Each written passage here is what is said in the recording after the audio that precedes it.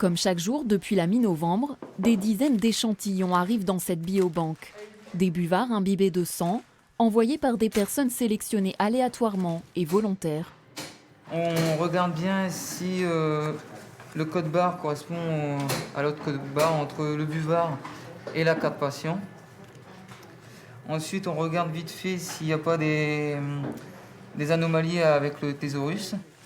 Autrement dit, l'échantillon doit être de qualité si l'on veut arriver à une cartographie précise du statut immunitaire de la population. Mais il faut d'abord enregistrer les informations et classer les échantillons en fonction de différents critères.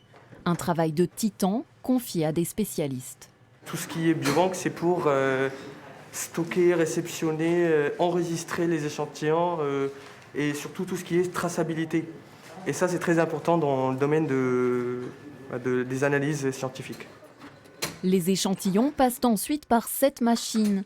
Elle perfore les buvards pour en faire de petits confettis qui tombent dans ces minuscules tubes. Dans chaque tube, il y a 4 petits confettis, ça correspond au même patient. Ils sont identifiés avec des codes barres.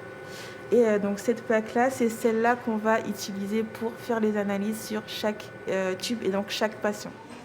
Les 100 000 échantillons sont envoyés d'Amiens, mais aussi de Montpellier et de Bordeaux vers Marseille, d'où ces réunions de coordination. On a reçu depuis le début de l'étude 28 268 plis. Étant donné qu'il y a des foyers qui sont testés, on attend d'avoir les résultats pour l'ensemble des membres du foyer avant de faire connaître les résultats de ces analyses aux participants. Et on va devoir attendre d'avoir l'ensemble des analyses effectuées pour pouvoir vraiment analyser au niveau scientifique les apprentissages que va nous fournir cette étude. Les résultats, qui dépendent aussi de questionnaires, ne seront pas connus avant mars et plus de détails sont attendus au niveau régional et départemental dans le courant de l'été. De quoi nourrir les modélisations de l'épidémie et guider la décision publique.